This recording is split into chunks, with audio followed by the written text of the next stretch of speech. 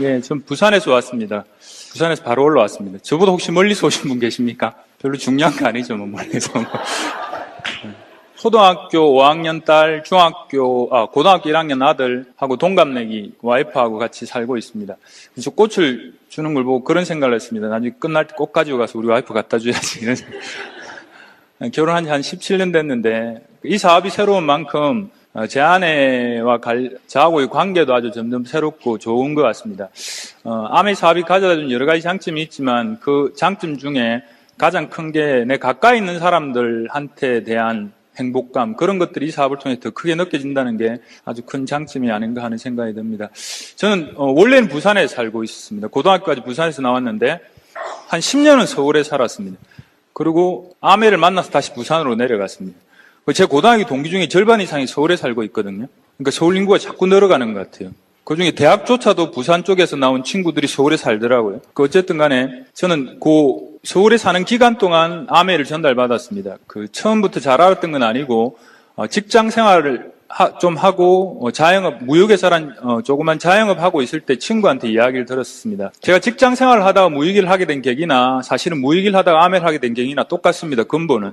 그게 뭔가 하면 지금 내가 하고 있는 일에 대한 미래에 대한 불안감 때문에 뭔가 다른 걸 찾고 있을 때 직장 생활을 시작할 때는 아주 평생 할 생각이었습니다. 꽤 오래 평생 동안 할 생각이었는데 시작하고 나서 이제 저희 부수장님하고 같이 출장을 다니면서 그분이 갖고 있는 삶의 결과가 그 자리가 쉬운 자리는 절대로 안 했습니다. 제가 아주 최선을 다해서 갈까 말까 한 위치에 계신 그분이 시간적으로 재정적으로도 자유롭지 않았고 또 본부장한테 잘릴지 모른다는 스트레스를 많이 받고 있었고 그 일을 다시 5년, 10년 하더라도 별로 바뀔 것 같지 않은 미래를 갖고 계시더라고요. 그래서 제가 아주 용감하게 이제부터 결단하고 자영업 해야지 그럴 수 있는 사람은 절대로 아니거든요. 그래서 저한테 다른 제안이 없었다 그러면 그럼에도 불구하고 저는 이제 직장 생활만 쭉 했을 것 같습니다. 그런데 마침 그런 생각을 하고 있을 때 제조업체를 하는 선배가 저한테 제안을 한 겁니다. 야, 병주야, 이거 국내에 굉장히 잘 팔리는데 수출도 될 것 같아. 이러더라고요. 그럼 수출 될 것 같으면 그 일을 네가 한번 해볼래? 그러는 겁니다. 그래서 경험도 없는데 딱 알아보고 얼른 제가 하겠다 그랬습니다. 그 선배가 또 다른 사람을 또 제안할까봐. 왠가 하면 저는 다른 곳에서 희망을 찾아야 된다는 생각을 기본적으로 좀 갖고 있었던 것 같습니다. 그래서 직장 생활을 그만두고 무역회사를 했습니다. 무역회사를 한 6년 정도 하고 있을 때 자영업 해보신 분은 아시겠지만 지금 만들어진 매출과 소득이 계속 유지되려고만 하더라도 그게 좀 괜찮은 상태의 매출이나 소득이라 그러면 그걸 유지시키는 것만 하더라도 아주 각고의 노력이 필요한데 저는 이제 그게 떨어졌다가 다시 올라왔다가 이런 과정을 한 2번 거치면서 이거 한 10년 후에는 이것조차 힘들겠다. 이게 나빠졌을 때 다시 끌어올리는 것조차 지금의 에너지나 열정 이 정도면 가능할 것 같은데 그것도 힘들겠다 이런 생각, 그런 불안감을 좀 많이 갖고 있었습니다. 그래서 그때 이제 아메이란 게 왔습니다. 막연하지만 저는 직장 생활하고 자영업이란 경험을 해보면서 이 일을 통한 미래에 대해서 이렇게 현실 점검이 좀 돼 있었던 것 같습니다. 근데 이제 제가 이 미스를 하고 나서 보니까 현실 점검이 잘 안 되더라고요. 이제 다른 분한테 미스를 전달하면서 보니까 왠가 하면 그냥 다른 사람의 데이터, 아직 내가 그 상황에 처하지 않았으니까 그걸 당장 내 거로 받아들이지 않으시더라고요. 예를 들어 이런 겁니다. 제가 얼마 전에 신문에서 본 건데 뉴질랜드에서 여론조사를 했대요. 여론조사를 했는데 뉴질랜드에서 가장 행복지수가 높은 사람들이 어떤 집단의 사람들인가를 찾아봤대요. 실제로 UMR인가 하는 리서치 기관에서 조사를 했대요. 그 조사를 했는데 놀랍게도 가장 행복지수가 높은 사람들이 어떤 사람들이었는가 하면 혼자 사는 돈 많은 할머니, 이분들이 행복지수가 가장 높았습니다. 그러면 그게 무슨 말씀인가 하면 돈은 많은 할머니인데 남편이 옆에 있으면 행복지수가 떨어진다는 이야기죠. 그러니까 이제 이것도 현실적으로 실제 하는 일이거든요. 그러면 이제 이 데이터를 좀 현명하게 받아들이는 태도는 나이가 많아지면 내 아내의 행복지수를 내가 떨어뜨리는 존재가 될 수도 있겠구나. 그래서 지금부터 잘해야지, 열심히 뭔가를 해야지, 이런 태도를 취하시는 분도 계실 거고, 또 다른 분은 에이 우리 와이프는 안 그럴 거야, 이런 생각을 하는 굉장히 위험하게 데이터를 받아들이는 특징을 가지신 분도 계실 겁니다. 실제로 그렇대요. 이런 큰 강당 같은데 부부를 앉혀놓고 다시 태어나면 지금의 배우자하고 결혼하고 싶으신 분 손 들으라 그러면 남자는 한 90%, 여자는 한 80% 가까이 손을 든대요. 근데 이걸 안 보는 방으로 각자 남자 여자 따로 딱 나눠놓고 딱 물어보면 남자들 한 90% 손을 드는데 여성들은 5% 나온다 그래요. 이 데이터도 이렇게 생각할 수 있겠죠. 우리 와이프는 안 그럴 거야. 이렇게 생각하시는 분도 계실 거고, 그럴 수도 있겠다. 내가 지금부터 더 잘하고 더 뭔가를 해놔야 되겠다. 이렇게 생각할 수도 있겠죠. 그죠? 그래서 앞으로 지금 현재 우리한테 벌어지고 있는 사회적인 현상, 그리고 우리가 노인이 됐을 때 벌어질 가능성에 대한 데이터를 우리가 들으면서 다소 위기감을 느끼고는 있지만 그걸 현실적인 데이터로 딱 잡아서 지금 뭔가 구체적으로 쌓아가는 액션을 하시는 분은 또 오히려 굉장히 적으시더라고요.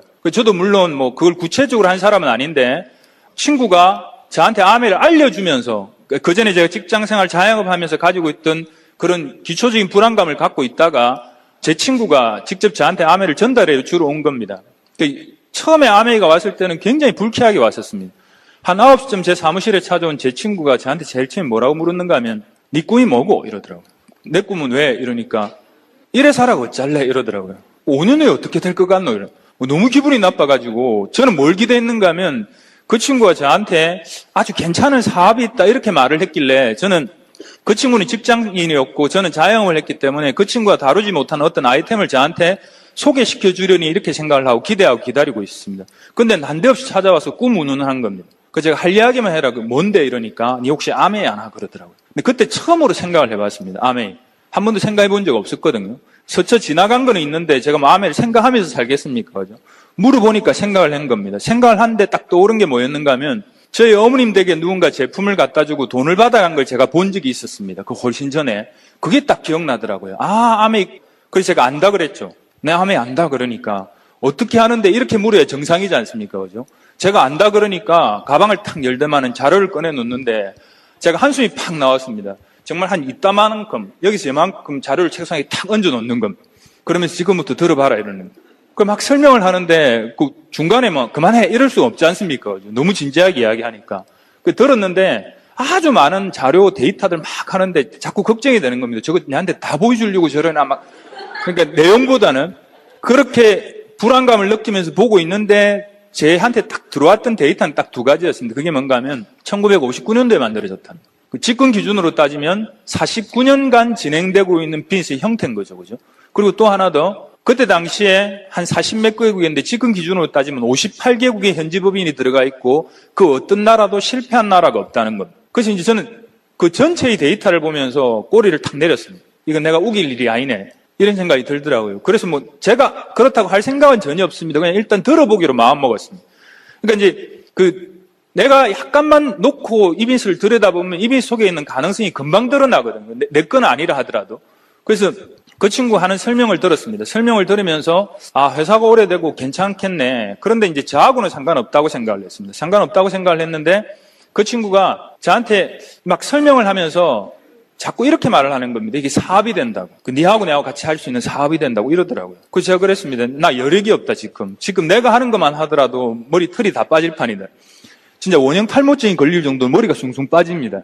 자영업 해보신 분은 아시겠지만 어떤 타이밍에 내가 어떤 결정을 못하고 손실은 계속 나고 있으면 그런 상태가 거의 되거든요. 보통 사람들이. 그래서 그 친구가 같이 사업을 하자 그럴 때 저는 여력이 없다고 그랬습니다. 근데 그 친구가 저한테 뭐라고 했는가 하면 돈 없이 경험 없이 짜투리 시간만 갖고 할 수 있는 일이라 이러더라고요. 그래서 그 말을 듣고 굉장하다 이렇게 생각한 게 아니고 저는 바로 편의점 아르바이트가 떠올랐습니다. 돈 없이 경험 없이 짜투리 시간만 갖고 그게 무슨 말씀인가 하면 그런 일 같으면 주는 돈도 적을 거라고 생각을 했습니다. 그래서 이제 증거를 보자 그랬습니다. 네가 말하는 소위 아메이 사업을 통해서 성공했거나 결과 만드는 사람들을 보자 이러니까 그때 데이터를 보여주더라고요. 참 놀라웠습니다. 너무 다양했습니다. 전업주부터 대학 교수까지 아주 다양한 사람들이 이 사업을 통해서 결과를 만들고 있더라고요. 그래서 그 친구한테 그런 정도의 이야기를 듣고 그 친구가 제안하는 이런 장소에 오기 시작했습니다.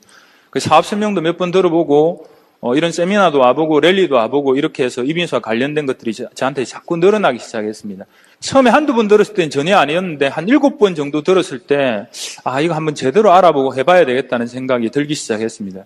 그 다음부터는 친구 제안하고 상관없이 제 발로 오기 시작했습니다. 제 친구는 저한테 아메를 설명한 게 제가 첫 번째였습니다. 그 첫 번째 설명하고 제가 제 발로 미팅에 나오니까 그 친구는 저 같은 사람을 찾으러 막 다녔습니다. 근데 그 후에 못 찾았습니다. 잘. 저는 이제 미팅에 나왔고 그 친구는 찾으러 다니다가 이제 지쳐가고 있었고 저는 그 친구한테 같이 미팅에 가보자고 하는데 그 친구는 막 전달하러 다니고 그러더라고요. 그래서 저는 이제 계속 이런 장소에 어쨌든 나왔습니다. 제가 이런 장소에 나오면서 저한테 이제 아주 쉽게 해소된 것들이 있습니다. 그게 뭔가 하면 아메이 자체에 대한 사업에 대한 오해였습니다. 그 첫 번째는 굉장히 빨리 해소됩니다. 아메이 사업이 괜찮고 성공한 사람들이 많고 나 같은 레벨에 있는 사람들도 성공한 데이터를 너무 많이 볼 수 있었습니다. 그 사업 자체에 대한 오해는 굉장히 빨리 풀렸습니다. 근데 그 사업 자체에 대한 오해가 풀리고 난 다음에 가장 큰 장애로 저한테 왔던 게 뭔가 하면 아메이는 되는 사업 같은데 과연 나는 될까 이 생각이었어요. 제 스스로 저를 평가해 보니까 저는 끈기도 없고 아는 사람도 별로 없고 사교적이지도 않고 지금도 굉장히 소극적인 편입니다. 내성적인 편이고 어디 가 있으면 왜 사람들이 새로운 장소에 갔을 때 나를 아는 척하는 게 부담스럽고 요즘은 좀 많이 덜해졌습니다. 그게 이제 제가 성격이 바뀐 게 하고 가만히 생각해 보니까 나이를 자꾸 먹어가니까 그런 게 좀 덜해지는 것 같더라고요. 근데 아메를 천문 전달받을 당시에는 그런 것들이 굉장히 부담스러울 상태였습니다. 그러니까 그런 것들을 갖고 있는 내가 이 사업을 통해서 과연 성공할 수 있을까 이런 생각이 들더라고요. 그리고 끈기로 따지면 저는 뭔가를 계속 해본 적이 거의 없는 사람입니다. 태권도 검은 벨트를 따고 싶어가지고요. 한 5번 시도했습니다. 근데 최고로 올라간 띠가 청띠입니다. 지금까지 띠가 복잡하지도 않았습니다. 백띠, 청띠, 홍띠, 흑띠인데 조금 하다가 그만두는 거죠. 마음도 곧잘 먹는데 굉장히 잘 그만뒀습니다. 근데 이 사업은 오래 해야 될 것 같더라고요. 그래서 그런 이유들을 통해서 나 같은 성향을 가진 사람은 잘 못할지도 모르겠다는 생각이 들더라고요. 근데 다행스러웠던 건 뭔가 하면 저한테 보이는 작은 가능성 때문에 이 장소에 계속 오게 됐습니다. 그래서 7번을 넘어서고 한 10번을 넘어서니까 무슨 생각이 딱 들었는가 하면요. 그렇다 하더라도 내가 가진 단점이 그렇게 많다 하더라도 나는 이 사업을 한번 해보고 싶다 이런 생각이 들더라고요. 왠가 하면 제가 그 한 달 기간 동안 읽은 책, 들은 테이프, 참여한 미팅은 그 한 달 동안 보통 사람이 할 수 있는 양만큼 했습니다. 베스트로. 그러니까 제가 참여할 수 있는 미팅은 다 참여했고 눈에 띄는 책은 다 읽었습니다. 이비에서 관련돼서 추천되는 책들. 그리고 손에 잡히는 테이프는 계속 듣고 있었습니다. 그런 상황이 계속 되다 보니까 이런 생각이 들더라고요. 저는 무역일을 할 때도 제 삶을 더 낫게 하고 싶어가지고 지금 벌어지는 소득이 저한테 영원히 지속되지 않을 거라는 걸 너무 잘 알고 있었기 때문에 좀 더 나은 삶을 위해서 새로운 강의나 성공과 관련된 강좌나 이런 데가 찾아들었습니다. 그런데 그런 데 가서 들을 때마다 제 앞에 보이는 모든 모델들은요, 솔직히 말씀드리면 그 사람은 가능한데 저는 불가능한 그런 일들이었습니다. 제가 지나치게 자신감이 없었다 하더라도 어쨌든 그랬습니다. 그런데 이런 장소에서 한 10번을 듣고 책을 읽고 테이프를 듣고 나니까 무슨 생각이 들었는가 하면 이 사람이 10년 걸렸으면 나는 20년 걸리더라도 가능한 일로 보이기 시작하더라고요. 여기 있는 사람들이 했던 방식대로 내 성공이 가능하고 내가 해가는 방식대로 내가 알린 사람들이 성공이 가능한 그런 모델로 확실하게 보이기 시작했습니다. 그래서 지금 내한테 보이는 장애들은 크게 문제가 안 되겠다는 생각을 가지고 이제 계속 참여하기 시작했습니다. 근데 미팅에 나올 때 실제적인 제일 큰 장애는 뭐였는가 하면 스피치였습니다. 사람들 앞에 이야기하는. 제가 처음 미팅을 딱 갔을 때 아직도 기억합니다. 끝나고 나가려고 하는데 친구가 그러더라고요. 애프터 미팅을 해야 된다 그러더라고요. 그게 뭔데 이러니까 저 옆방에 가면 앉아 있으면 된대요. 저한테 아무 원지를 안 줬기 때문에 가서 앉아 있었습니다. 앉아 있는데 전부 처음 보는 분들이죠. 나머지 분들은. 테이블이 둥글게 딱 앉더니만 하는 이야기가 어떤 분이 막 앞에서 잠깐 무슨 이야기를 하시더니만 한 사람씩 이야기를 하는 거예요. 그 딱 눈치가 딱 오죠, 그죠? 이거 나도 해야 되는구나. 이런 생각이 들었습니다. 그때부터 막 가슴이 콩탕콩탕 뛰면서 오는 게 후회도 되고 내 두근 다시 오는가 봐라 막 이런 생각 들고 그랬습니다. 막 앞에서 하는 사람들 이야기가 하나도 안 들리고 제 순서가 돼서 제가 무슨 이야기를 했습니다. 하고 난 다음에 제 다음 사람들 이야기도 하나도 안 들렸습니다. 너무 긴장을 해가 이야기하고 나니까 막 살이 떨리더라고요. 그 정도였습니다. 스피치가 저한테 정말 고역이었고 공포였습니다. 랠리 같은 데 가보면 많은 분들이 빨리 SP가 돼가 마이크를 들고 스피치를 하고 싶다 이런 거 보면 저하고 다른 인종으로 보였습니다. 저는 SP는 어째 하면 될 것 같은데 SP가 되고 난 다음에 무대에서 저 스피치를 어떻게 하지? 이게 굉장히 큰 걱정이었거든요. 그러니까 스피치 공포감이란 건 저한테 굉장히 컸었습니다. 그리고 하면 할수록 그게 막 어떤 측면에서 제 자존을 깔아먹는 듯한 느낌도 들었습니다. 그게 뭔가 막 사람들 앞에서 떨고 막 제가 무서워하고 하는 제 스스로가 막 화가 나는 겁니다. 근데 그게 안 되더라고요. 제가 그 스피치 때문에 사업을 그만둘 뻔한 일이 정말 몇 번 있었거든요. 랠리 때는 제가 스피치를 거의 안 했습니다. 랠리 때 스피치를 안 하는 거는 뉴핀에서 올라갔을 때 사회자가 저쪽에 있으면 이쪽 끝에 서서 자신 없이 손을 싹 들면 사회자가 안 시키거든요. 그렇게 해서 15%까지 넘어갔습니다. 근데 18% 된 뉴핀일 때 15%가 너무 많아가지고 오늘도 스피치를 안 하고 넘어가야지 이렇게 생각을 했는데 18% 올라오라 그러는데 어떤 여자분하고 저하고 둘이 올라오는 그 두 분 다 해래요. 근데 안개꽃을 떨고 얼마나 떨어놨던지 사회 보시는 분이 뒷수습을 해야 되는 상황이 벌어진 겁니다. 오늘 처음 온 사람들이 이 광경을 너무 이상하게 생각할 것 같으니까요. 몸이 안 좋은 사람이 올라왔나 막 네. 이런 생각을 할 것 같으니까 사회자가 수습을 하러 멘트를 하신 거 뭐라고 하셨는가 하면 그분도 이제 순간적으로 나오신 거죠. 제가 랠리 사회를 보면서 이렇게 뜨시는 분은 처음 봤습니다. 이렇게 말을 했습니다. 그게 뭔가 하면 안심하시라고 이 정도로 뜨는 사람 잘 없다고 오늘 처음 오신 분 원래 이런 거 아니라고 그렇게 설명하고 싶었던 겁니다. 그런데 막 내려가면서 내가 이걸 계속 해야 되나 이런 생각이 들더라고. 4분 좋긴 한데 이놈의 스피치 때문에 못하겠더라고. 근데 아주 결정적으로 제가 이제 그로잉업 스피치라고 이런 세미나 때 이 무대 위에서 올라와서 이제 스피치 하는 게 있었습니다. 그때는 저한테 아주 결정적이었습니다. 그날 제가 제 친구 한 명한테 알려가지고 고등학교 동기하고 오산에서 세미나를 했습니다. 오산 세미나 장소에 딱 올라가려고 하는데 전화가 딱 온 겁니다. 제 업라인 스폰서 전화를 하셔갖고 김병주 사장님 오늘 스피치 좀 하세요 그러더라고요. 그래서 제가 어디서요? 이러니까 무대 위에서 하라는 겁니다. 그 말을 듣는 순간에 눈앞이 깜깜한 게 그 전달 제가 봤거든요. 그로잉업 스피치를. 요 앞에 서서 하는 거. 5분 동안 해라는데 제가 딱 그렇게 갈등을 했습니다. 이제 끝났다. 차를 돌리고 집으로 가자. 나는 이 빚을 영원히 떠나는 거야. 이런 생각이 막 들더라고요. 이런 유혹이 들더라고요. 진짜 제 고등학교 동기만 옆에 안 앉아 있었으면 그때 차를 돌려가고 집으로 갔습니다. 고등학교 동기가 이상 야릇한 눈치로 쳐다보는 겁니다. 그래서 제가 소문을 낼 것 같아가지고 할 수 없이 올라왔습니다. 한 시간 동안 뭔가를 외웠습니다. 막 외워가지고 앞에 나와서 이야기를 딱 하는데 한 두 마디 이야기하니까 외운 게 하나도 생각 안 나는 거예요. 그래서 무슨 말을 했는지 무슨 짓을 했는지를 모르겠더라고요. 하여튼 떨기는 무지 떨었습니다. 그 다음부터 저는 스피치 절대로 안 외웁니다. 외우니까 외운 거 기억하려고 하더니까 아주 엉망진창이 되더라고요. 그런데 사회 보시는 분이 그날도 수습해야 됐습니다. 나오시더만 마이크를 딱 잡더만은 그렇게 이야기하시는 겁니다. 대단하십니다 이러는 겁니다. 근데 나는 놀리는 거 아니야 이런 생각이 들더라고요. 근데 그 뒷마디가 뭔가 하면 이렇게 뜨시면서 스피치를 다 하시다니 대단하십니다 이러는 겁니다. 이 야리까리하더라 이거 어떻게 받아들이지 이런 생각이 들었습니다. 근데 이제 이분 이야기가 진심이란 건 제가 사람 속에 들어오면서 알게 됐습니다. 그 시간 후가 저녁 식사 시간이었는데 저녁을 먹으러 가는데 만나는 사람마다 그렇게 이야기하는 겁니다. 사장님 이야기에서 제가 진심을 봤습니다. 사장님 스피치 때문에 노숙하게 잘하는 스피치보다는 그렇게 뜨시면서 하는 스피치 때문에 제가 감동을 먹었습니다. 사장님 언젠가는 대단한 리더가 되실 겁니다.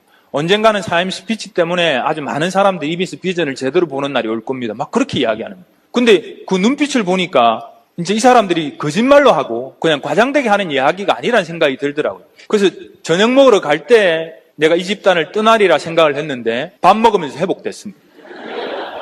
그리고 거기 끝까지 남아 있었습니다. 조금 후에 알았습니다. 제가 어디 들어와 있다는 사실을 알게 된 겁니다. 저는 난생 처음으로 아주 신기한 집단 속에 들어와 있었던 겁니다. 한 사람이 한 사람을 제대로 끝까지 칭찬하고 격려하면 그 사람이 삶이 바뀐다 그러는데 칭찬과 격려란 문화가 집단화되어 있는 곳에 들어와 있었던 겁니다. 제 삶이 변하는 거죠. 제가 가진 소극성, 제가 가지고 있는 끈기 없음, 제가 가지고 있는 사교적이지 못한 것, 또 제가 가지고 있는 사람들 앞에서 이야기하는 게 아주 공포스러울 정도의 마음가짐, 이런 것들이 시간을 두고 변할 수 있는 장소에 제가 들어와 있었던 겁니다.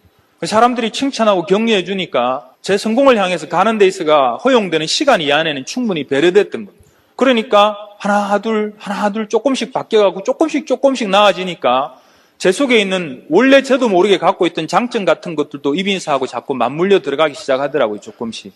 그래서 나중에 시간이 지나고 나서 보니까 원래 우리가 가진 단점은 별로 문제가 안 되더라고요. 우리 속에 가지고 있는 원래 있는 장점이 이빈스 통해서 발휘돼가고 조금씩 만들어져 가기 시작하더라고요.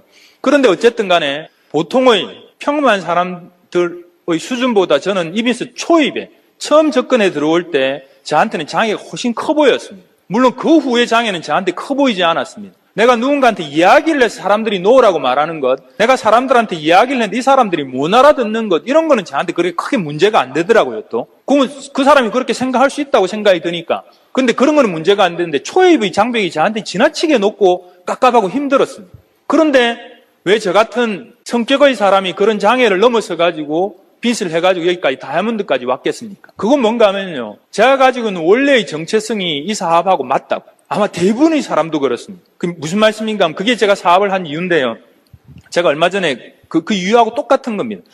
얼마 전에 제 딸아이 초등학교 5학년인데 제 딸이 이제 이름이 현진입니다. 걔 그 공개 수업이 있다 그래가지고 저거 오라 그러더라고요. 그래서 토요일인데 오라 그랬는데 마침 그날, 그 전날 공교롭게 미국에 있는 제 남동생하고 재수 씨하고 조카가 이제 와서 부산에 왔습니다. 그래서 이제 같이 있다 보니까 같이 가게 된 겁니다. 제 딸아이 공개 수업에. 근데 공개 수업에서 뭘 하는가 하면 이렇게 둥글게 모듬, 이 모듬이 여러 있고 그 중에 이제 온 학부모와 그 사이 같이 앉으라는 겁니다. 아이들하고. 같이 앉았습니다. 그러니까 제 남동생하고 재수 씨는 이제 다른 모듬에 가서 앉았죠. 제 조카는 저하고 같이 앉고 그래 앉았습니다. 앉았는데 영화를 보여주는 겁니다. 타이타닉이 침몰하고 있는 겁니다. 그 보트에 탔던 여주인공이 다시 배로 뛰어 올라옵니다. 그 사랑하는 사람과 그냥 같이 죽으려고. 근데 그 남자가 막 설득을 해서 다시 보트에 타는 그 광경이 막 보여지고 그러고 난 다음에 문제가 나가는 겁니다. 그 심각한 상황을 여러분도 같이 한번 인식해 보십시오. 그런 상황에서 그 보트에 태울 수 있는 여러분 삶에서 가장 소중한 것들 8가지를 적으라 그러는 거예요. 한번 적어 보십시오. 그러니까 8가지인데 그 8가지를 가족 이렇게 뭉뚱그려 갖고는 적을 수 없습니다. 엄마, 아빠, 동생 이렇게 따로따로 적어야 돼요.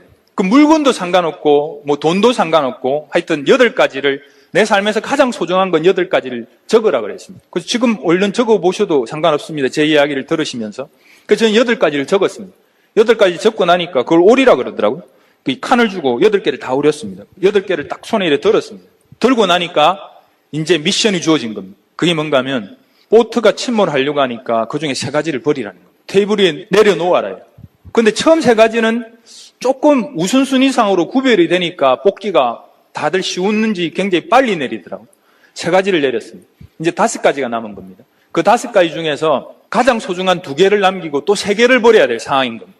그것도 3개를 또 버리래요. 그래서 다들 고민하는 이 모습이 막 드러나더라고요. 그러면 3가지를 버렸습니다. 그 나머지 2개만 남은 거죠. 근데 아주 잔인한 멘트가 나옵니다. 그 2가지 중에 1가지를 또 버려야만 된대요. 그러지 않으면 나머지 1가지도 물에 깔아앉는데 그렇게 말을 합니다. 근데 다 고민하는 겁니다. 왠가 하면 아이들은 엄마 아빠의 가능성이 많고요. 그날 참가한 엄마는 딸하고 남편이거나 뭐 딸하고 엄마거나 뭐 그럴 가능성이 굉장히 많습니다. 아주 정말 그 짧은 순간이지만 느닷없이 아이들 공개 수업에 갔다가 아주 심각하게 어른들도 같이 고민을 하고 있는 거예요. 고민을 하고 있다가 한 장을 딱 더 내놓은 겁니다. 마지막 한 장이 들려 있는 거죠. 근데 이제 제 딸아이는 엄마 아빠를 들고 있었는데 제가 살짝 훔쳐봤거든요. 그 아빠가 옆에 있으니까 심정적으로는 아빠를 버리고 엄마를 구해야 되는데 이걸 버리지 못하고 끝까지 쥐고 있은 겁니다. 걔는 이제 그날 그 게임에서 아웃돼 버린 거죠. 끝까지 못 버리더라고요. 근데 이제 우선 아이들부터 마지막 1가지를 왜 구했고 그 이유가 뭔지를 발표하는 겁니다. 손을 들어서. 그래서 어떤 아이는 할머니인 경우도 있고 할머니가 자기를 다 길러줬다. 뭐 엄마가 가장 많았던 것 같고 나도 있습니다. 나. 그 8가지 중에 나를 적어놔는 내 목숨을 끝까지 지켰고. 근데 신기한 거는 꼬마들 중에 한 3명이요. 남자애들이었던 것 같습니다. 마지막까지 살린 게 돈이었습니다. 이놈은 엄마 아빠를 버리고 돈을 구한 겁니다.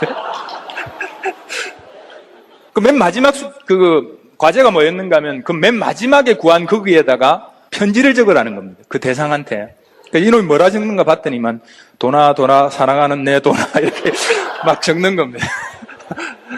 근데 이제 어머니들 그날 뭐 남자는 저하고 제 동생밖에 없었으니까 어머니들이 이제 그 맨 마지막에 남긴 대상이 한 3분이 남편이었습니다. 남자분들 희망이 있는 겁니다.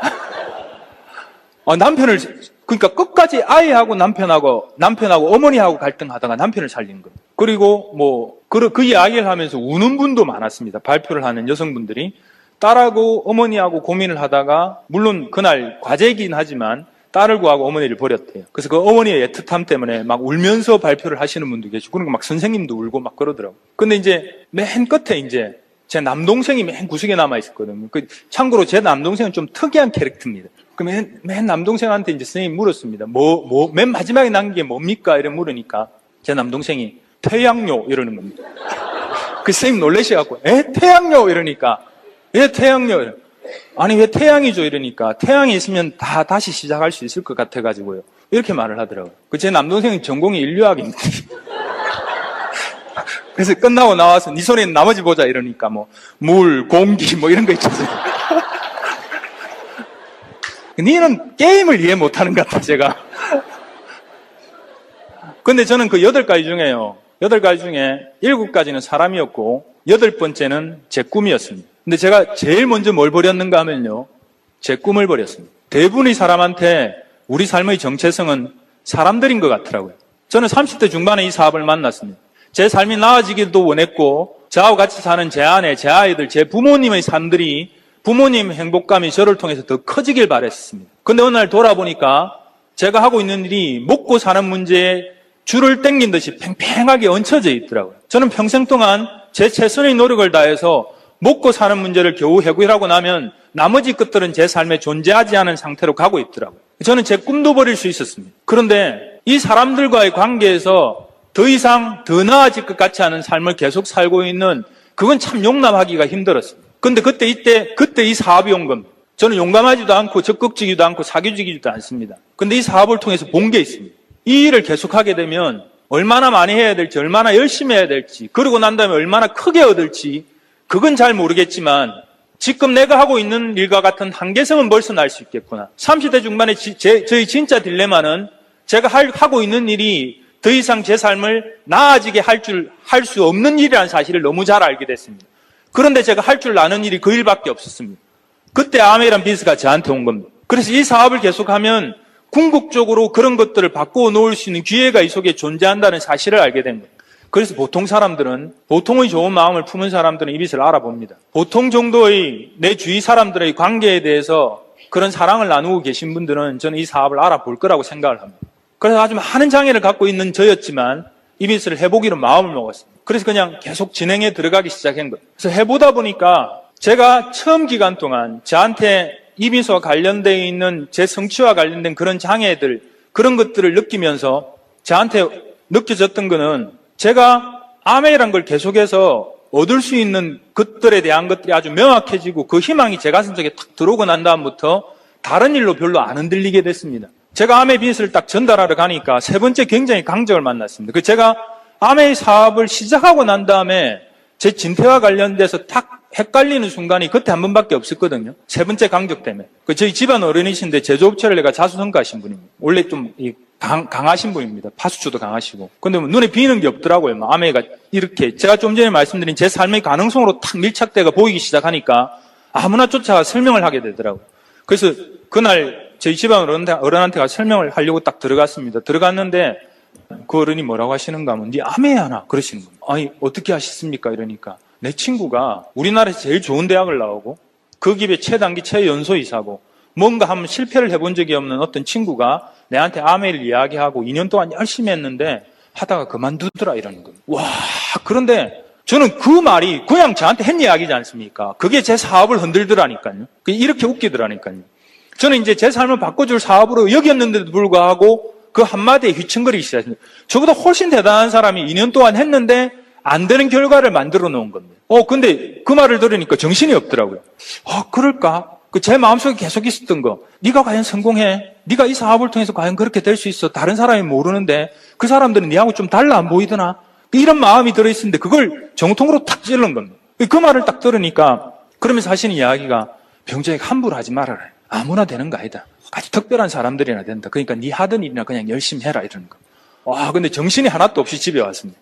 다리 힘이 진짜 쭉 빠지더라고요. 제가 한 달 동안 그렇게 확인하고 본 그 희망찬란한 그 가능성이 그 사람 한마디에 싹 점점 끔끔끔끔해지고 내가 이걸 과연 되지도 않을 것 같은 이 일을 해야 되나 이런 마음으로 싹 바뀌더라니까요. 근데 그때 정말 다행스러웠던 건 뭔가 하면 이런 장소가 계속 열리고 있었던 겁니다. 그리고 저도 이런 장소에 오는 게 습관화되어 있었던 겁니다. 그때 당시에는 저는 주말 부부였거든요. 제 아내는 부산에 있고 저는 서울에 있으니까 저녁에 특별히 할 일도 없습니다. 그런데 이제 이런 장소에 계속 오다 보니까 여기 안 오면 제 시간이 남게 되는 겁니다. 그러니까 그냥 또 오게 된 거죠. 여기 와서 제가 가진 그 마음을 회복하는 데는 2시간도 안 걸렸습니다. 근데 만약에 제가 그날 이 장소에 오지 않았다 그러면 저는 그 마음이 완전히 사라졌을 가능성도 굉장히 높았을 것 같습니다. 그게 집단의 시너지입니다. 저 같은 보통 사람이 잘 활용할 수 있는 게 뭔가 하면 성공한다고 생각하고 성공을 원하고 성공을 애견하고 있는 사람들 속에 제가 들어와 버리면 되는 겁니다. 그러면 제 환경이 확 바뀌어 버리는 거예요. 제 아이가 고등학교 1학년짜리 아들이 어떻게 하다가 보니까 부산에 이제 자사고라고 한 게 있거든요. 부산 경남 일대에서 다 오는 학교입니다. 근데 거기 또 입학을 한 겁니다. 입학을 또 했는데 처음 또 들어가서 뭐라고 하는가 하면 방학 때 오리엔테이션 할 때 학교를 뛰쳐나온 겁니다. 한 17일 하는데 중간에 한 7일 지나고 난 다음에 못하겠다고 나온 겁니다. 얼마나 황당합니까? 그 이유를 말해봐라 그러니까 자기는 그렇게 타율적인 상태에서 뭔가를 계속할 수 없대요. 아메를 해갖고 너무 애를 자유롭게 만들어놨나 이런 생각도 조금 들었습니다. 근데 이제 뭐 가장 결정적인 게 내가 아직 이 학교 학생도 아니고 이 학교의 룰대로 내가 따라야 될 사람도 아닌데 방학 때 나를 불러놓고 왜 자기들 룰을 나한테 강조하느냐 뭐 하여튼 자기 나름대로 이유였습니다. 그러고 나온 겁니다. 그걸 수습하는데 학교를 찾아가고 애를 설득하고 막 그랬습니다. 근데 그래서 이제 야 이건 나중에 어떡하지 이런 생각이 들었거든요. 그런데 학기가 딱 바뀌고 시작이 딱 됐습니다. 개학이 딱 되니까 애가 태도가 확 바뀌더라고요. 그리고 그 일을 아주 즐겁게 긍정적으로 막 해가기 시작하는 거예요. 그래서 가만히 살펴보니까 뭐였는가 하면요. 집단의 힘이 들어. 그래서 제가 그랬습니다. 그 학교가 니한테 해준 최고의 혜택은 니보다 공부 잘하는 애들을 니 옆에 앉혀준 것. 그러니까 우리 그러지 않습니까? 우리 아이들 환경이 그렇게 되길 다소 원하지 않습니까? 다는 아니시겠지만. 그러니까 가출하고 술 마시고 혹은 마약을 하고 그런 애들하고 어울리지 않기를 원하지 않습니까? 그런데 성인이 된 어느 날 저는 저를 돌아보니까 꿈꾸지 않는 게 당연하고 뭔가를 지금 내가 하고 있는 범위 내에서 벗어나서 추구하는 위험성을 먼저 이야기하고 가능성보다는 되지 않을 이유를 먼저 이야기하는 사람들이 집단 속에 제가 들어가 있었던 거예요. 그런데 이 장소에 오니까 그 환경이 확 바뀐 거예요. 그러니까 제가 당연히 저희 집안 어른이 하시는 말씀은 그분 입장에서도 지극히 당연한 겁니다. 근데 제가 취할 액션은 이 장소에 오니까 그게 바로 회복되더라고요. 그렇게 저는 계속했습니다. 제가 다이아몬드 되고 난 다음에 어느 날 가족 모임에 가니까 그 어른이 그러고 계시더라고요. 사람들은 한 번 주장하면 탄력을 받아가 계속 주장하십니다. 아무나 되는 거 아니라니까, 쉬운 일이 아니라니까. 내 친구가 그렇게 열심히 했는데 2년 동안 하다 그만뒀다 이걸. 그래서 제가 뒤에 있다가 문을 열고 들어가면서 그 이야기를 듣고 그랬습니다. 화도 나고 그랬어요. 그럼 저는 어떻게 됐습니까? 저는 좋은 대학도 나온 적도 없고 그분같이 그전에 그렇게 열심히 살지도 않았습니다. 저는 어떻게 됐습니까? 이러니까 그분이 뭐라고 하셨는가 하면 아니다. 니는 내가 될 줄 알았다. 그렇게 말씀하신 적 없습니다. 그분 말 때문에 제가 그만둘 뻔했는데 뭐라고 말했는지도 기억 못합니다. 아침에 먹은 마음하고 저녁에 먹은 마음이 달라지는 오늘 한 말하고 내일 한 말이 충분히 달라질 수 있는 왜 우리 같은 보통 사람의 이야기에 흔들리냐고요. 우리가 본 게 맞습니다. 우리가 설레면서 본 게 맞다니까요. 그래서 그 사건 이후로 저는 다른 일들이 별로 저를 못 흔드는 걸 느꼈습니다. 제가 의지력이 강해서가 아니고 여기서 아주 흠뻑 묻어 있었기 때문입니다. 부산에 사업을 할 결심을 하고 제가 부산 서울을 왔다 갔다 했습니다. 부산 서울을 왔다 갔다 하면서 부산에 내려가니까 토요일쯤 내려가서 혹은 금요일 밤에 내려가서 막 아는 사람들 만나가 사업 설명도 하고 사업에 대해서 이야기를 하고 저희 어머님 본가에 초대하고 그랬습니다. 그 초대할 목적으로 사업 설명을 막 했던 거예요. 사업 설명을 막 하는데 하루에 일어난 일입니다. 저희 처갓집에서 이제 제가 사람들을 초대했습니다. 제일 첫 번째 분은 제가 가서 사업 설명했는데 저희 그 처갓집 어른이십니다. 가서 사업 설명 막 하려고 하니까 바로 그러시더라고요. 나 또 뭐라고? 이거 하지 말아라 이러시는 거예요. 이거 안 된다 이러시는 거예요. 왜요? 이러니까 내가 이거 신발 가게 하면서 물건 재놓고 팔아봤다 이래. 안 된다 그러시더라고요. 그 파는 것만 말고 이게 네트워크 마케팅인데 이러니까 팔아가 안 되는데 안 팔아가 어째 된다 말이고 이러면 말도 안 되는 소리 하지 말고 너 와이프는 낮에 가서 돈 벌어오니까 밤에 이런 거 시키지 마라 그러시는 거예요. 그러고 이제 한 대 띵 맞았죠. 기분이 안 좋죠 당연히. 그리고 점심때쯤 해갖고 제 고등학교 동기를 이제 저희 처갓집에 불렀습니다. 그래서 사업 설명하려고 앉혀놓고 막 설명하려고 하니까 플립 차트를 탁 닫더라고요. 그 전에 말한 현실 점검은 다 동의했습니다. 다 동의했는데 그래서 아메이를 이러고 탁 펼치니까 그걸 탁 막더라고요. 그러면서 얘가 한 3개월 하고 이야기해라 그러더라고요. 처음에 다 니같이 거품 무는데 하다 다 그만두더라 이래. 그리고 나중에 3개월 하고 이야기해래. 그러고 가버리는 겁니다. 그 친구도 저한테 그럴 처지가 아니거든요. 그럴 사이가 아닙니다. 그러고 갔습니다. 기분이 나쁘죠? 그리고 저녁 때 저희 손아래 동수가 저희 처갓집에 왔습니다. 그저 이제 주말에 내려가니까 한목에 다 해야 되니까. 또 불렀습니다. 불러가지고 사업 설명을 막 했습니다. 하고 나니까 저하고 나이 차가 나는 상태가 되니까 끝까지 듣더라고요. 듣고 난 다음에 형님 이런 거 하시면 안 됩니다. 이러더라고요. 왜 이러니까 자석료 이야기를 막 하는 겁니다. 그 자석료하고 이게 무슨 상관이냐 이러니까 이게 다른 거다 이러니까 똑같아요. 너 지금 내가 설명하는 거 들었냐 이러니까 들었대요. 똑같은 거래. 그럼 네가 아메를 모르든지 자석료를 모르든지 두 개를 하나도 모르고 있는 거야 분명히. 그런데 아니래.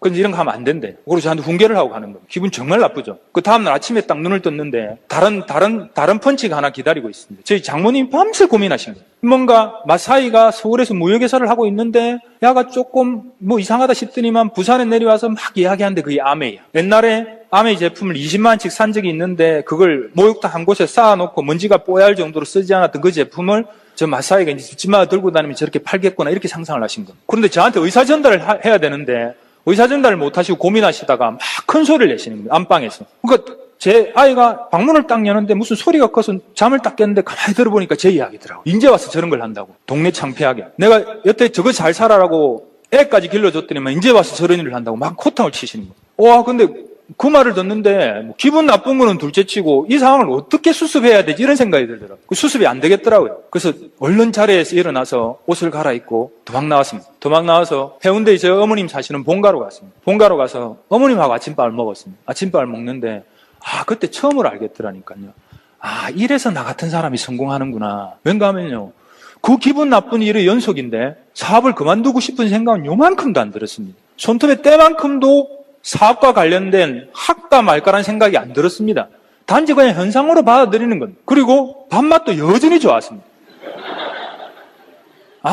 이래서 다른 사람들이 이제 나를 못 흔드는구나. 나는 이제 완전히 설득됐구나. 이 사업을 내가 계속하면 지금 이런 일이 이어지고 그 뒤에 내가 처음 봤던 내 가슴을 설레게 만들었던 내 자유나 내 성공이 그 뒤에 있다는 걸 나는 절대로 양보 안 하고 끝까지 갈 수 있겠구나 이런 생각이 들더라고요. 그 다음부터 문제가 없었습니다. 물론 제가 열심히 할 때도 있었고 덜 열심히 할 때도 있었습니다. 근데 이 사업이 다른 사람들로 인해서 흔들리진 않게 됐어요. 물론 사업에 참여했다 그만두는 사람을 통해서도 흔들리지 않게 됐어요. 그러니까 그냥 계속했던 거예요. 계속해 나가기 시작하니까 사람들이 조금씩 늘어났습니다. 근데 그날 아침에 저희 어머님이 그러시더라고요. 밥 먹고 난 다음에 아멘인가 그거 내한테 설명을 좀 해봐라 그러시는 거예요. 근데 그날 아침에는 진짜 설명하기 싫더라고요. 그래서 제가 좀 이따가 할게요 다음에 이러니까 예미도 알아야 될까 아이가 설명해봐라 그러시는 거예요. 그래서 진짜 제가 여태까지 아멘을 하는 중에 가장 불성실한 태도로 폴립차드만 탁 펼쳐놓고 그냥 대충 설명을 했습니다. 이게 기업 이름이 이렇고 이런 구조를 갖고 있는데 저희 어머님이 자꾸 질문을 하시는 겁니다. 질문을 하기 때문에 몇 가지 더 설명했습니다. 설명을 다 하고 나니까 저희 어머님이 그러시는 겁니다. 야, 네 말대로 하면 되겠네 그거. 한번 열심히 해봐라. 이 애미도 한번 도와줄게 이러시는 겁니다. 야, 10번 사업 설명했는데 10번째 알아듣는 사람이 나오는데 그게 제 어머님이셨습니다.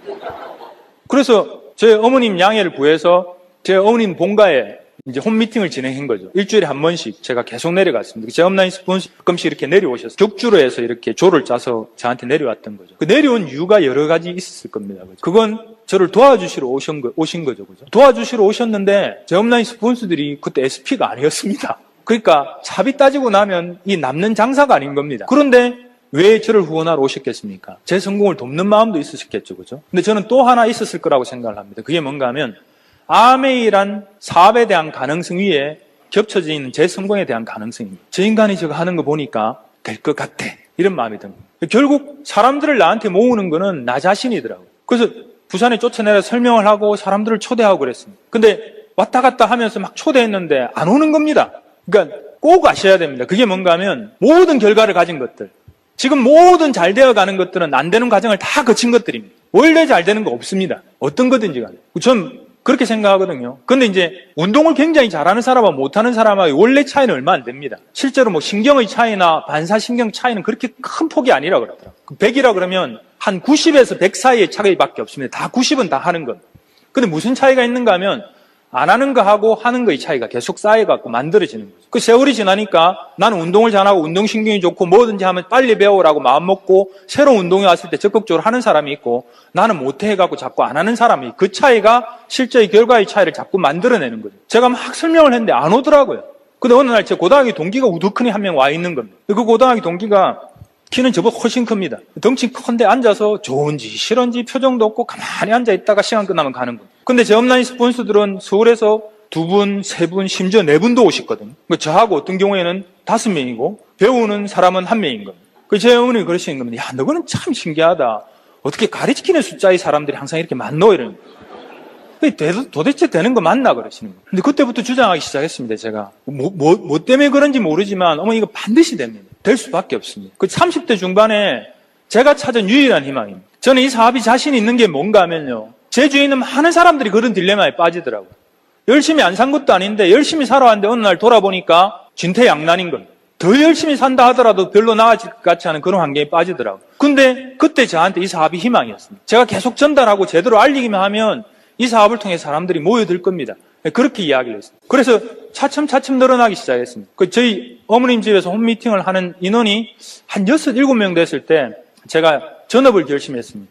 전 다 서울에 있고 제가 서울, 부산을 왔다 갔다 해야 되거든요. 왔다 갔다 해야 되는데 제 파트너를 통해서 나온 주부분들 이런 분들은 어떻게 할 방법이 없더라고요. 그래서 제가 하는 무얘기를 정리를 하기 시작했습니다. 절대로 이렇게 하시면 안 됩니다. 지금은 충분히 부업으로 가능하거든요. 시스템상으로. 지금 제가 제 사업 파트너한테 그럽니다. 다이아몬드 한 수수까지 다 부업으로 해도 될 만한 충분한 시스템을 갖고 있습니다. 근데 그때는 제가 조금 성급하기도 했고 무시겠죠.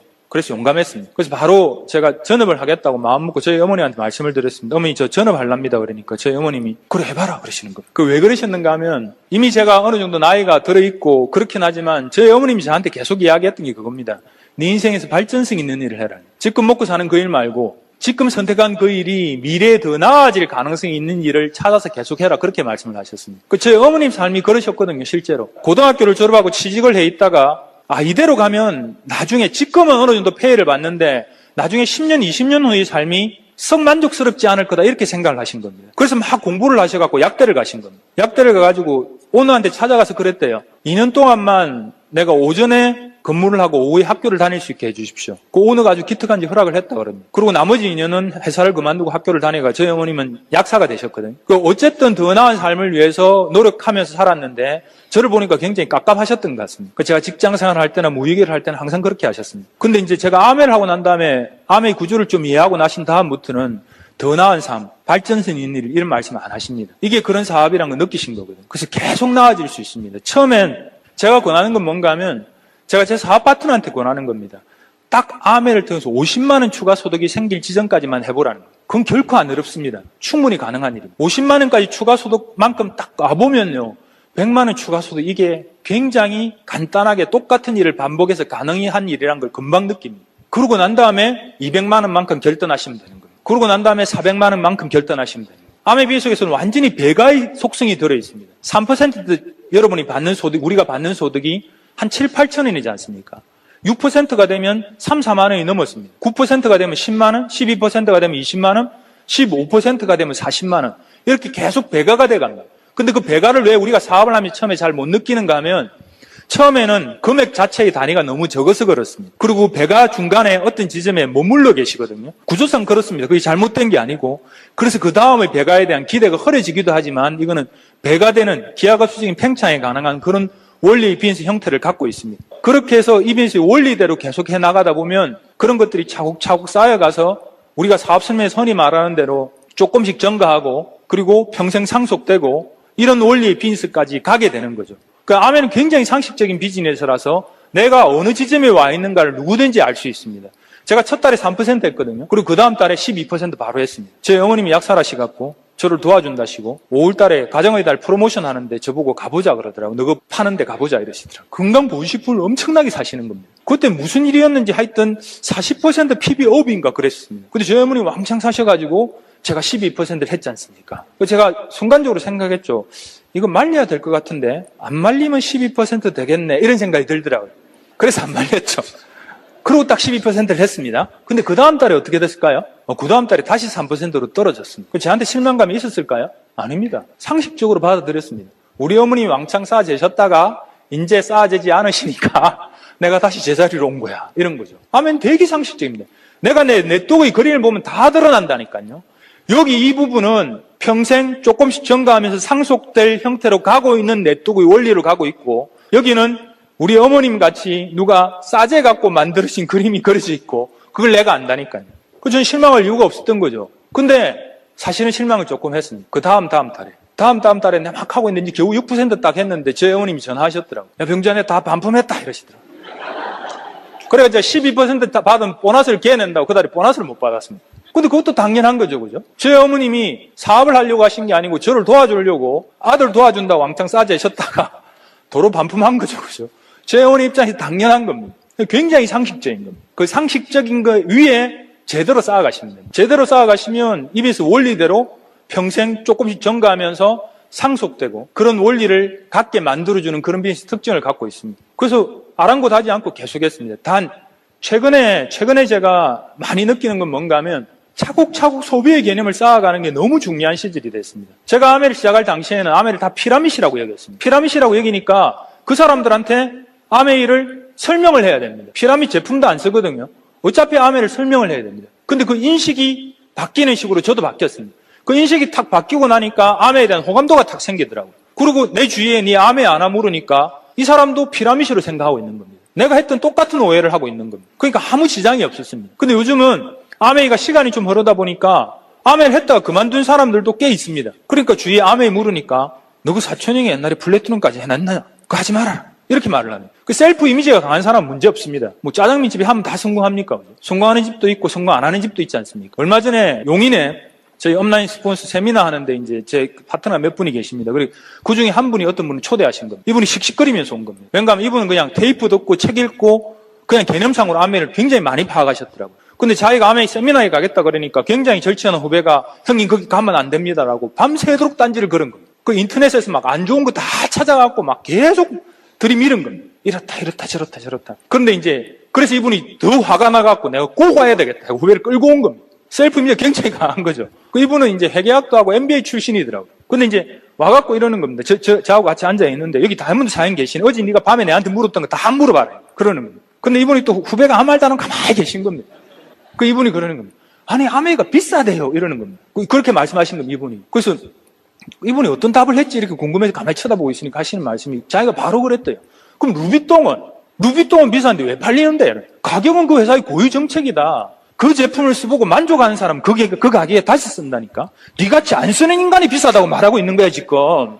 막 그렇게 이야기하시는 겁니다. 아메이 제품이 좋아가 다시 쓰는 사람들은 재구매 쓰는 사람은 그 가격에 충분히 만족하고 있는 거예요. 그러니까 아메이가 58개국에 계속 퍼져나가는 거예요. 그런 셀프 이미지가 강한 사람은 실은 이런 환경에 전혀 지장이 없습니다. 근데 내가 사업의 개념을 이해했는데 이야기하다 보니까 그 사람이 내하고 다른 오해, 다른 생각을 이야기하는 거예요. 그래서 아이고 안 되겠다, 속도가 안 난다 이렇게 생각하시는 겁니다. 그런데 반대쪽으로 굉장히 좋아진 아주 큰 황금의 시장이 있습니다. 그게 뭔가 하면 제품에 대한 인식은 다 바뀌었습니다. 30대 이후의 대부분의 사람들은 아메이 제품 한 가지는 다 써봤습니다. 근데 그 사람들이 충분한 호감도를 대부분 다 갖고 있습니다. 그분들한테 소비를 차곡차곡 늘려가시면 됩니다. 우리가 STP를 했을 때 팔로업이 안 되는 거는 이 사람이 STP를 하고 난 다음에 도망을 가거나 안 만나면 방법이 없지 않습니까? 그죠? 제품이 자기가 좋아서 쓰는 사람은 계속 만나지는 겁니다. 시간이 계속 쌓여가면 세월을 두고 변하게 되는 겁니다. 영향을 받게 돼 있습니다. 그래서 정말 좋은 시장이 마련되어 있습니다. 그 좋은 시장을 충분히 활용한다 그러면 아주 튼튼하게 강하게 제대로 된 네트워크 마케팅을 펼쳐갈 수 있습니다. 그래서 완전히 새로운 기회가 우리 앞에 새롭게 펼쳐져 있거든요. 그 기회를 이미 활용해서 속도를 내는 사람들이 많아지고 있습니다. 그리고 이 사업이 가져오는 가장 큰 좋은 장점은 뭔가 하면 누구나 할 수 있다는 거예요. 누구나 할 수 있는. 좀 전에 말씀드린 그 소비의 확장은 진짜 누구나 할 수 있습니다.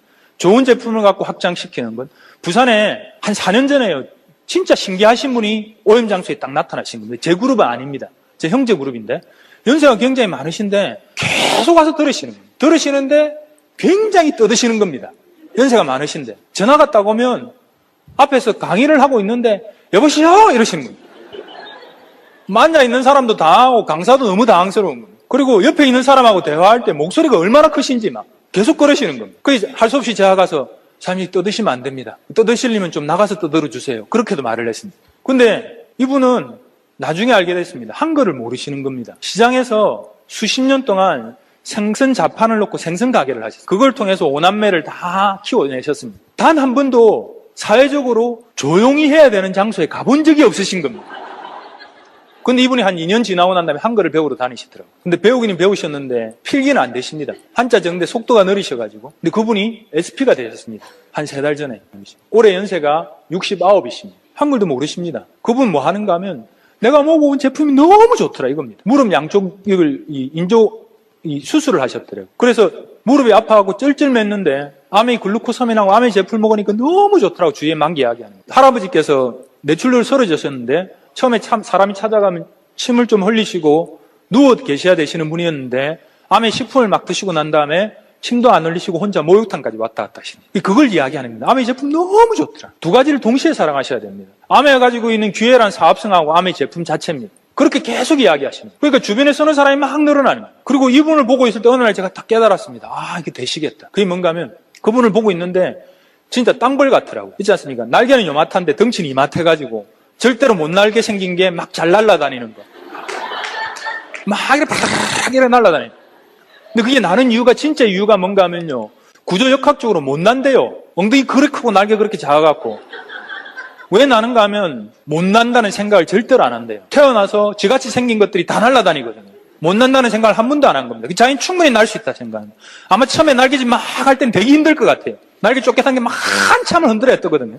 그리고 중정이 둥 떠일 때도 다른 것들은 아주 우아하게 떠 있는데 이거는 팍거리면서 떠 있습니다. 근데 절대로 못 난다는 생각을 안 하는 거죠. 마음이 하늘이라 그랬습니다. 우리들 마음속에 뭐가 차 있느냐는 거죠. 이것을 보고 난 다음에 가능성은 희망으로 가득 차 있느냐, 아니면 중간에 가는 과정에서 겪은 장애로 가슴이 자꾸 채워지고 있느냐, 그 차이입니다. 그게 결정할 겁니다. 어느 날 제가 다이아몬드 되고 난 다음에 누군가 저한테 찾아와서 그러더라고요. 갑자기 에메랄드 때 사인 좀 해달라 그러는 겁니다. 제가 언제 사인 해봤겠습니까? 한 번도 해본 적이 없습니다. 받아본 적도 없는데. 받아보고 싶은 적은 있었지만 사람들이 많아서 못 갔습니다. 그런데 저보고 사인 해달라는 거예요. 무슨 말씀을 해드려야 되지 딱 생각하다가 그냥 적은 겁니다. 생각도 안 하다시피 적었는데 그게 아마 제 가슴 속에 가장 있었던 이야기인 것 같아요. 그게 뭔가 하면 설레일 때 보는 아메이가 진실입니다. 여기 계셔가지고 아메를 지금 하고 계신 분들은 그 희망을 보셨지 않습니까? 이 사업을 통해서 바뀔 가능성이 있는 그 미래를 보셨지 않습니까? 그래서 설레했지 않습니까? 이것 말고 어느 날 나이가 들고 난 다음에 설레해 본 적이 있으십니까? 그게 맞습니다. 그 과정 속에서 장애가 부딪혀 갈 거지만 원래 처음 본 그 설레임이 맞다니까요. 그 긍정성으로 자꾸 무장해야 됩니다. 그것도 싸워내야 되는 겁니다. 항상 그게 왔다 갔다 합니다.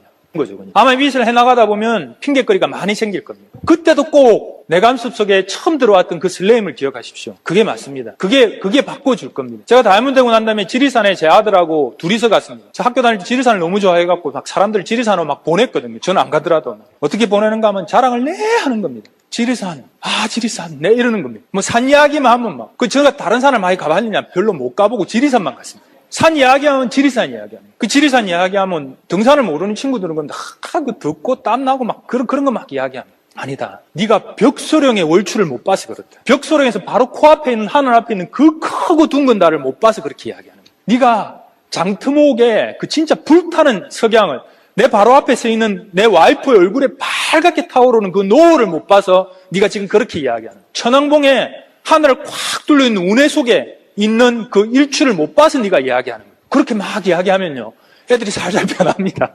그렇게 저를 따라가든지 지가 다른 사람하고 가든지 그런다니까요. 제가 수도 없이 보냈습니다. 그냥 좋아서 한 짓입니다. 갔다 오면 저한테 무슨 보상이 있었을가 아니고 좋아서 하는 짓입니다. 그래서 제가 암에 한다고 안 간 산을 제 아들하고 둘이서 갔습니다. 올라갔습니다. 폭수가 억추같이 쏟아지는데 거기서 폭우가 넘어와서 올라가다 중간에 내려와서 밑에 캠프장에서 이틀 있다가 돌아왔습니다.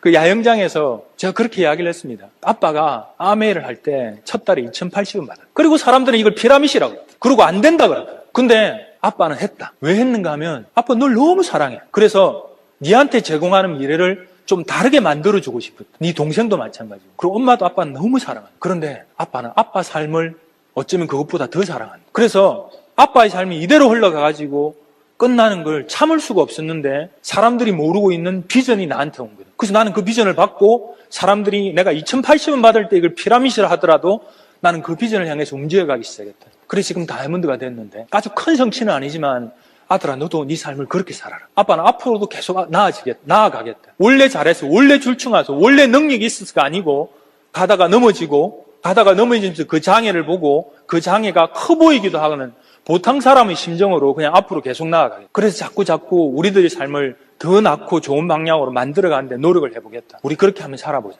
저는 정말 아메라는 사업을 통해서 제가 얼마나 열심히 할지 또 얼마나 크게 성취할지 그건 모릅니다. 근데 정말 이 속에 와 있는 기회에 정말 감사합니다. 아까 고급 강의하실 때 한 분이 그러시더라고요. 전나무 사님 이야기를 하시더라고요. 전나무 사님 제 업라인 스폰서십니다. 지금 에메랄드신데 얼마 전에 이야기를 들었습니다. 전나무 사님 다른 프론트 라인을 통해서 지금 현재 에메랄드신데 한쪽 레그에 유효인 김이라는 수속 다이아몬드 제가 있으니까 한쪽 레그도 커져 그죠? 또 한쪽 레그에 에메랄드가 굉장히 많습니다. 한쪽 레그는 이제 MD 정도 될 겁니다. 근데 뭐라고 하시는 거 얼마 전에 5번째 레그가 독립하셨대요. 그래서 곧 다이아몬드가 진짜 될 것 같아 이러시는 겁니다. 그분 연세도 60대가 훨씬 지나셨습니다. 그래서 뭐라고 감히 말씀드리는가 하면 아멘 아주 정말 특별한 삶의 방식입니다. 정말 특별한 삶의 방식입니다. 그분이 그러시더라고요. 옛날에 자기보다 훨씬 잘 나가고 훨씬 괜찮은 자영업을 하는 사람들이 많았는데 이제 60대가 지나고 보니까 다 현역에서 벗어나가지고 떠나가지고 이제 이야기를 자꾸 하면 뭔가 죽기를 기다리는 사람들의 냄새가 너무 많이 난대요. 근데 자기는 이제 다이아몬드가 되려고 한대요. 정말 다른 삶의 방식이지 않습니까? 지난번에 72세 된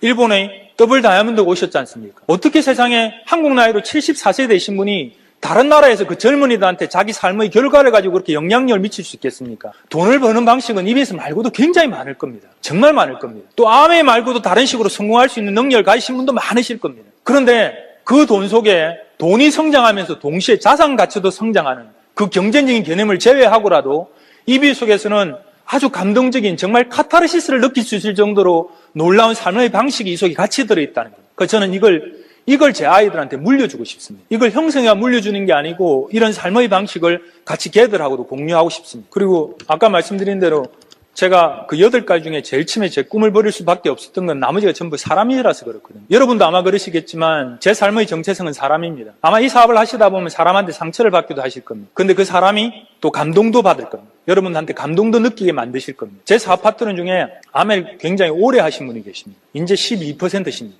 저는 그분이 12%를 달성하면서 느끼는 감동을 같이 느낍니다. 처음에 아메를 그렇게 열심히 하진 않으셨습니다. 그 어느 날 차츰 알게 된 거죠. 처음엔 사람이 좋았을 수도 있고 제품이 좋았을 수도 있고 이런 장소에 계속 오면서 차츰 알게 된 거죠. 아, 이걸 내가 시간을 들여 꾸준히 해놓고 나면 언젠가는 우리 집안의 다른 문제들이 이것 때문에 해결될 수 있겠구나 이렇게 생각하신 겁니다. 그렇게 생각하시다가 한 3년 전부터 9%를 하기 시작하셨습니다. 9%를 드디어 파운드스 9% 하다가 못하다가 하시다가 파운드스 9%를 2년 동안 하셨어요. 그리고 셋째 애가 생긴 겁니다. 앞불사 아메를 좀 열심히 하려고 하니까 애가 생긴 겁니다. 그 셋째 애를 출산하시러 들어가셨습니다. 들어가셨는데 출산하고 꼼짝도 못하는 사이에 드디어 12%가 됐습니다. 소비자 네트워크의 힘입니다. 그리고 그 다음 달에 연속 또 12%가 되더라고요. 이번 달에도 12%를 또 넘었을 것 같아요. 이제 저는 그렇게 생각이 들더라고요. 아, 안 되는 과정을 거치셨구나. 그리고 그분이 12%를 달성하면서 느끼는 감동을 저는 압니다. 네, 그랬거든요. 남편분한테. 봐라. 9% 됐다, 안 됐다, 됐다, 안 됐다 하다 9% 계속 되잖아. 이제 12%가 됐잖아. 12% 됐다, 안 됐다 하다 12%가 계속 될 거다. 그리고 언젠가 세월이 지나가지고 당신이 하는 일이 어려워졌을 때 지금 내가 만들어놓은 이 네트워크가 우리 집안을 지켜줄 수익원이 될 거다. 이렇게 자신 있게 이야기합니다. 그런데 그렇게 시간이 걸쳐갖고 12%가 이제 됐는데 주변에 있는 사람들이 이제 이 사람 사업을 무시를 못합니다. 어머니도 동조하시고 남편도 이제 기대합니다. 그렇게 바뀌어가요. 다 우리가 충분히 할 수 있는 일이라고 생각을 합니다. 그리고 이 사업을 해나가면서 꼭 알려드리고 싶은 건 뭔가 하면 아메하는 즐거움이 정말 중요합니다. 그게 계속 나한테 있어야 됩니다. 그러니까 아메하는 즐거움, 그러니까 내적 동기부여, 그게 가장 생명 같은 겁니다. 밖에서 내한테 주는 제공하는 이런 것들은 오래 못 갑니다. 그 실제로 있는 일인데 어느 태에 가신 분이 심리학에 나오는 이야기래요. 어느 태에 가시는 분이 아주 시골의 전원에 가서 사는데 그 옆에 공터가 있는데 꼬마들이 계속 와서 떠드는 겁니다. 어느 날부터. 꼬마들이 하루 떠들어서 나와서 쫓아내보기도 하고 막 과음을 치고 야단을 치는데 이놈들이 도망갔다가 또 와서 놀고 이러니까 시끄러워 쉴 수가 없는 거예요. 그래서 어느 날 이렇게 해서 안 되겠다 해서 아이디어를 낸 겁니다. 그게 뭔가 하면 그때 오는 꼬마들한테 저녁에 돌아갈 때 전부 1달러씩 주는 겁니다. 꼬마들 전부 다한테. 오늘 노느라고 정말 수고했다. 내일도 와서 놀면 1달러 또 줄게. 이렇게 하는 거예요. 그렇게 해서 또 1달러를 계속 준 겁니다. 계속 주고 난 다음에 한 달 흐르고 난 다음에 줄였습니다. 50센트로. 50센트를 줄여갖고 계속 준 겁니다. 또 내일도 50센트 줄게. 애들이 실망감이 얼굴에 보이기 시작합니다. 그리고 한 달 흐르고 난 다음에 이제 안 주는 겁니다. 꼬마들이 처음에는 거기에서 와서 노는 게 지가 좋아서 놀았습니다. 근데 이 사람이 1달러 주면서부터 1달러 때문에 노는 환경으로 바뀐 겁니다. 그래서 1달러를 주다가 50센트로 줄이니까 실망감이 생긴 겁니다. 그 50센트 마저 주지 않자 화가 난 겁니다. 그럼 이제 와서 안 놀아. 이렇게 된 겁니다. 아메도 이상하게 꼬이면 그렇게 판단해버립니다. 내가 처음 출발했던 이유, 그게 정말 중요합니다. 여러분 스피치 하실 때도 그 느낌이 조금 줄어들었다 하더라도 계속 그 이야기를 하십시오. 내가 왜 아메를 하는가? 내가 왜 아메를 시작했는가? 저는 저한테 가장 동기부여 줬던 말들도 그런 말들입니다. 그게 제일 중요합니다. 그걸 또 실어낼 수 있는 툴이기도 하고요. 그리고 이 사업이 가지고 있는 놀라운 특징 중에 하나가 꿈이 공유된다는 거예요. 꿈이 공유됩니다. 그래서 다른 어떤 시스템보다 우리가 좋은 마음을 품고 비즈니스를 진행할 수도 있고 또 우리가 알리는 사람이 똑같이 강해질 수 있다는 거예요. 꿈이 공유되는 시스템은 일반의 자본주의 사회에서는 만들기 굉장히 힘듭니다. 왠가 하면 오너가 가진 꿈하고 목표하고 직원이 가진 꿈하고 목표하고 도저히 같을 수가 없습니다. 여러분들이 이 회사의 주역이고 여러분이 이 회사의 주인이고 그렇게 말하지만 주인은 사실은 딴 데 있는데 그래서 그 공유가 안 됩니다. 공유가 되는 것 같이 해서 동기부여시켜가지고 그 집단이 그 오너가 원하는 목적을 달성하기 위한 시스템으로 만들어가는 거예요. 시중에 나와 있는 대부분의 리더십도 그런 것들이고요. 근데 우리는 그 꿈의 공유가 아주 너무 강하게 잘 됩니다. 우리 각자의 스스로의 성공, 우리 스스로의 자유 그런 것들이 누구든지한테 똑같이 공평하게 가능한 그 비즈니스의 시스템을 갖고 있는 거예요. 인류 역사상 가장 강한 민족이 가장 큰 영향을 미쳤던 한 사람을 딱 꽂으라 그러면 뉴욕타임즈에 칭기즈칸을 뽑았더라고요. 12, 13세기에 말도 안 되는 일을 한 겁니다. 문자도 없었습니다. 한 200만 밖에 안 되는 부족이 병력 다 합해봤자 100만도 안 되는 그 민족이 전 세계를 통일한 겁니다. 중국, 이슬람, 유럽까지. 근데 그 과정에 뭐가 있었는가 하면 꿈의 공유가 있었습니다. 칭기즈칸이 태어났던 내부족으로 나뉘어가 몽고부족은 끊임없이 싸웠습니다. 의지하는 게 가축이니까 가뭄이 들거나 혹한이 들면 가축이 죽습니다. 내가 먹고 살 게 없으니까 다른 부족을 약탈해서 뺏어야 됩니다. 가축만 뺏는 게 아니고 죽이고 아이들, 분유자까지 강탈을 해가옵니다. 칭기즈칸이 성장해서 자기 부족의 부족장이 다시 되고 난 다음에도 칭기즈칸 아내가 적장한테 납치돼 가서 적장의 아이를 임신해가 돌아온 애가 그게 칭기즈칸의 장남이었습니다. 근데 어느 날 칭기즈칸이 몽고 고원을 통일을 한 겁니다. 통일을 하고 난 다음에 곰곰이 생각을 했대요. 칭기즈칸 유목민들의 꿈은 그렇게 거대하지 않았대요. 그냥 기르는 가축이 잘 살고 가축이 새끼를 낳고 번창을 하고 그래서 아주 바람 부는 언덕에 올라앉아서 그 바람을 맞으면서 그 잘 크는 가축들을 보고 그 가축들이 생산한 것들을 배불리 먹고 사는 게 그들이 가장 큰 꿈이었대요. 근데 칭기즈칸이 부족을 통일하고 난 다음에 알게 된 겁니다. 이것조차도 안 되는구나. 내가 이 자리에 머물러 서 있으면 그렇게 소박한 나의 꿈, 내 가족들의 꿈조차도 실현할 가능성이 없구나. 그렇게 생각하게 된 거예요. 그래서 칭기즈칸은 다른 계획을 세운 겁니다. 부족들한테 외치기 시작한 겁니다. 이제는 우리끼리 싸우지 말자. 우리끼리 절대로 싸우지 말고 우리의 힘을 모아서 밖으로 뛰쳐나가자. 그렇게 해서 그 부족을 먹고 몽고고원 밖으로 달려오기 시작한 겁니다. 기록에 따르면요. 말들이 달려가는 최대한의 속도로 영토를 점령해 가기 시작했대요. 어떤 날은. 그런데 그게 칭기즈칸의 제국이 절대로 아니었던 겁니다. 몽고인들의 제국이었어요. 어느 날 서양에서 온 사람이 글을 적어놨는데 말도 안 되는 일이 벌어지고 있더래요. 초병이 보초를 쏘고 있다가 졸은 겁니다. 졸고 난 다음에 자기가 쫓아가서 장수한테 이야기를 한 겁니다. 내가 어제 보초를 쓰다가 졸았습니다. 저를 벌해 주십시오. 그 룰 중에 초병이 잠을 자면 삼수입니다. 기마병들의 룰이 그런 법칙입니다. 그 자기가 목이 날아가는 판인데 그걸 고하는 겁니다. 그 서양에서 온 사람이 기가 막힌 겁니다. 누가 네 자는 거 봤나 그러니까 안 봤대요. 근데 왜 너 그렇게 어리석은 짓을 하니 그러니까 내 땅이 내 조국이 내 제국이 내 실수로 무너질 뻔했다는 거예요. 내가 자는 틈을 타서 그들이 들어오면 어떡할 뻔했냐는 거죠. 이미 그건 칭기즈칸의 제국이 아니었습니다. 그들의 제국이었습니다. 칭기즈칸이 외친 꿈, 이제는 우리들끼리 절대로 싸우지 말자.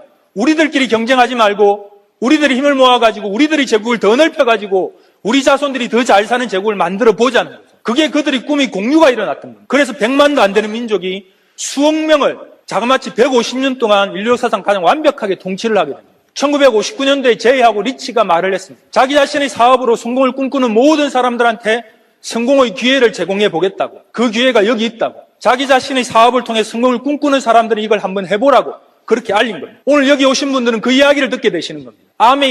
아니요. 여러분 자신들의 성공을 향한 도구를 듣게 되신 거예요. 그래서 사람들한테 그걸 알리기 시작한 겁니다. 자꾸 늘어나고 있습니다. 이건 늘어날 수밖에 없는 구조라니까요.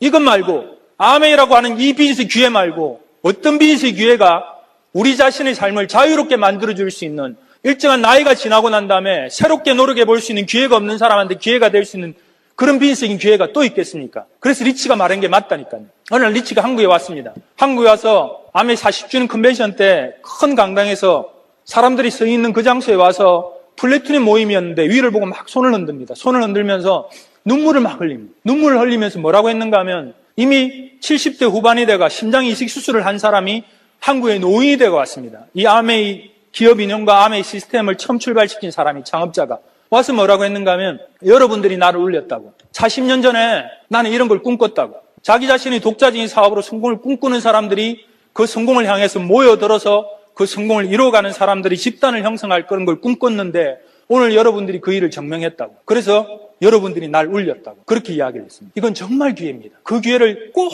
여러분 것들로 만드시기 바라겠습니다. 얼마 전에 제 온라인 스폰서 정학사님이 그러셨습니다. 자기는 멘토가 되는 거, 그런 건 자기가 너무 부담스럽대요. 자기는 또 멘토가 될 만한 사람도 아니래요.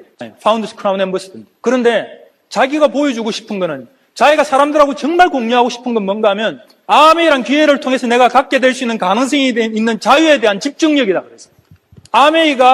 아메이를 통해서 내가 자유로워질 거라고 말한 그 기회 말고는 다른 것들은 나한테 하나도 안 맞았대. 누군가한테 이야기하는 것, STP를 하는 것, 쇼드 플랜하는 것, 미팅에 초대하는 것, 사람들이 많은 장소에 내가 와 있는 것조차도 나한테 맞지 않았대. 그런데 나한테는 정말 소중한 게 아메이 사업 뒤에 있는 그 기회였다 그럽니다. 이제 이 비즈니스를 본격적으로 하시면 아니면 본격적으로 하고 계신 저하고 똑같은 자유를 향해 가시는 동지 여러분들도 마찬가지일 겁니다. 오늘 내가 STP를 했는데 싫어하는 사람도 만나실 거고요. 오늘 내가 아주 기가 막힌, 내가 너무 좋아해서 그 기회를 공유하고 싶은 누군가한테 이야기했는데 그 사람이 나를 멸시하는 눈빛으로 바라볼 수도 있을 거고, 오늘 제품 이야기를 했는데 뭐 이런 5,000원짜리를 팔러 다니느냐고 비아냥거리는 사람도 만날지 모릅니다. 그런데 명심하십시오. 그 행위 뒤끝에 우리들의 자유가 있다는 사실만 꼭 명심하십시오. 그래서 꼭 그 자유를 성취하시는 분들이 되시길 바라겠습니다.